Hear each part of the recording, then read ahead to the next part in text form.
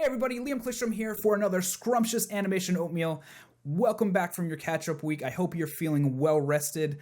This week I'm going to talk to you about 3 different versions of the Wow Factory, starting with this sultry smooth animation, working up to some more character-driven robot arms that people have done. So let's go ahead and jump into the first person's work.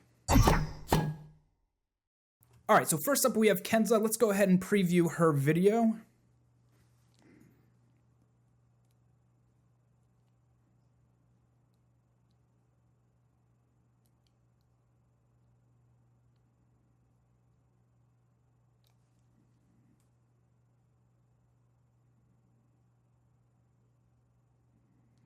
All right, really great work. All right, so Kenza obviously has really smooth animation throughout. Not too much fluff on character animation, not really thinking about how to add personality into the arms, but really focusing on how to make overlaps happen, how to make things feel like there's continuity from the left arm all the way to the right arm, and finishing really strongly. So let's go ahead and break it down a little bit. Let me grab my tools.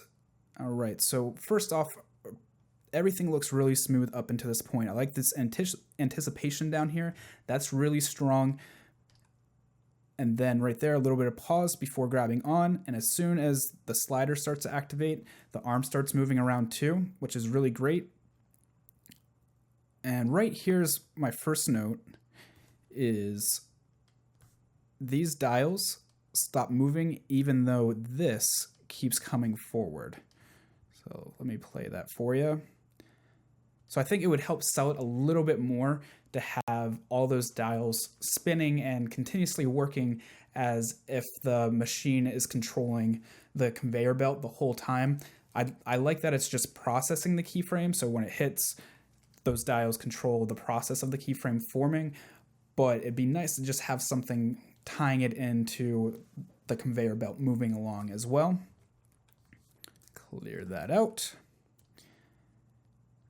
So great overlap here. The only thing that I'm noticing that I didn't put a note on the portal is that arm kind of really whips up, but it also kind of makes sense, like it's trying to get out of the way. So maybe a little 50-50 split balance of just slowing down the jerk, but also keeping the movement of trying to get out of the way of the other arm.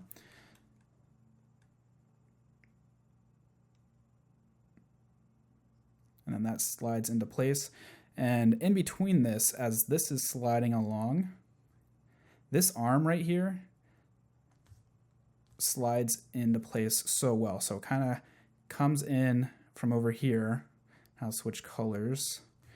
And then it swings back over here. And I'll switch colors one more time. And then it finally kind of shimmies into place here. So that play through. It's just got really nice anticipated movement, but overshoots as well. You can kind of anticipate the weight of the arm because of how much overshoot and anticipation it has. So over, up, left, down, and rest. So that's really smart thinking. That's really advanced animation for this level of After Effects work. So great job there, Kenza. And the last little thing, which I didn't note on the portal either, and I'm noticing as I'm reviewing these, is it'd be great to see these boxes shift a little bit when something gets placed on it, just to show that this keyframe box has a little bit of weight to it. But beyond that, you've got a really strong start, really fluid and smooth throughout.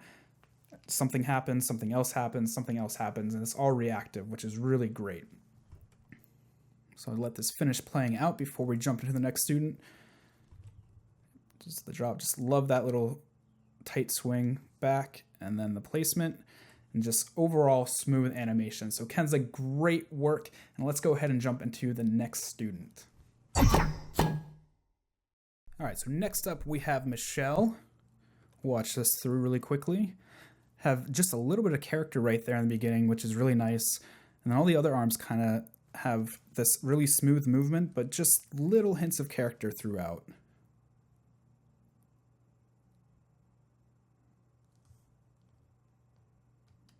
All right, so let's take a deeper look. So as I said while we were watching Michelle's video at full screen, it really has this kind of smoothness that Kenza's had, but it's starting to introduce character as well. So right in the very beginning, you've got this nice hesitation from the robot right in there, and then grab on, and then the smoothest happens where everything starts to react. And right here is my first note, and it's similar to Kenza's, is that this area in here just stops moving after the keyframe is processed, which is fine. You can have it that way. I think to really sell the idea that the factory is working together and there's a cohesion, just have those dials keep going until the keyframe's all the way into the robot's arm. With that said, this is really smart down here. This waiting and having a focal point and slowly having the arm start from down and then build up and then up again, and just kind of rotating up as this gets closer. So that kind of gives an eye trace for where the keyframe's going to go, helps build that anticipation, and is really just adding character to something. So that robot knows to wait, and just going beyond placing keyframes. And everyone seems to be doing that in this course. You guys are going beyond just learning the software, and now you're really starting to learn animation as well, which is awesome. It's kind of coming full circle. So keep playing this a little bit further. So something right there, which I didn't note, is it kind of drags the keyframe off, and you could start having that arc happen as soon as it closes down. And nice getting the arm out of the way there. And right there is my last note at the very end as it kind of plops down. It'd be great to see some weight too. And I mentioned that a little bit in Kenza's, but right here, since it like falls out of the robot's arm and right there kind of has this peak of pressure from the weight and gravity, it'd be cool to see this box and maybe these two boxes kind of shift just a little bit. It's called squash and stretch, or you could even just have like a little shimmy in the position. That would help sell how much weight is in that keyframe. So we'll just watch it one more time before we go on to the next student. Again, great personality starting off, grabs onto the handle, full cohesion throughout, everything starts moving, looking around the frame. This one looks up here for its job, this one's down here. So it slides in there and goes up, and just a little bit of weight added on at the end would really sell that final plop. So right there, just a little bit of shift in position for the other boxes, or squash and stretch. So when it comes down, it kind of like impacts a little bit, squashes down. Things like that just help sell the cohesion a little bit more, but you can learn that in Animation Bootcamp if you haven't already taken that. So great work, Michelle, and let's go ahead and jump on to the next student. All right, our last student for today is Brian. Let's go ahead and review his video.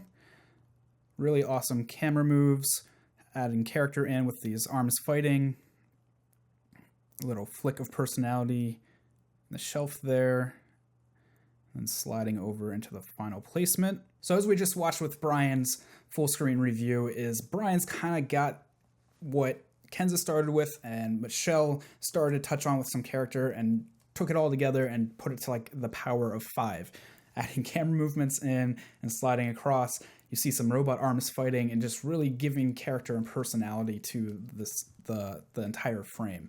So starting off right here, just these robots start to come in and fight with each other a little bit. That was my first note, is they kind of overlap and you see one of the robots take a swing at another robot, but it doesn't actually get out of the way until...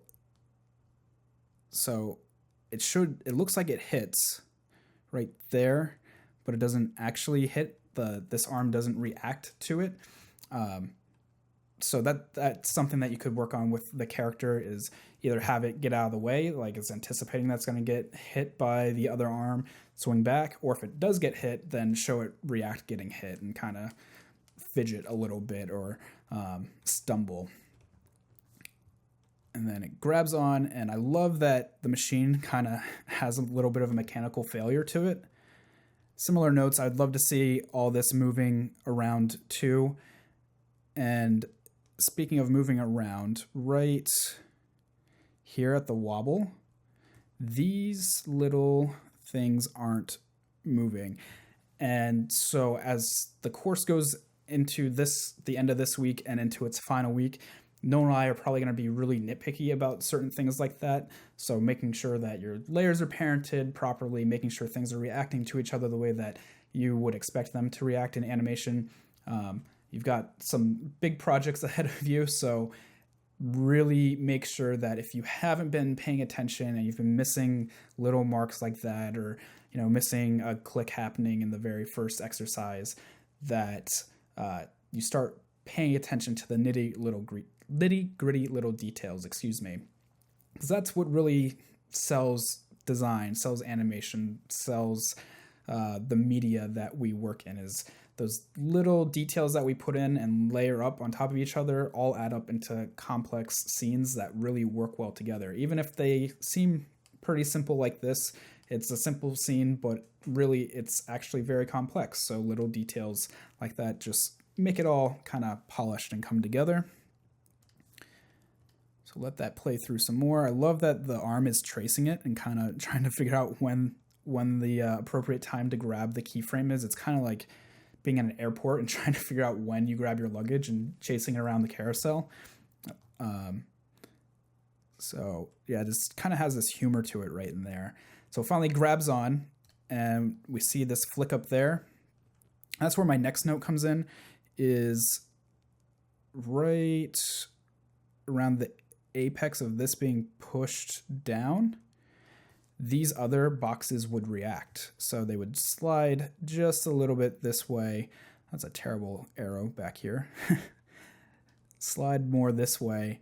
And then upon the release of the shelf with the arm, it's great that this pops up, but these don't react either. And they would have a little bit of reaction too. Not nearly as much, because the one on the end is the one that's going to fly off into the arc.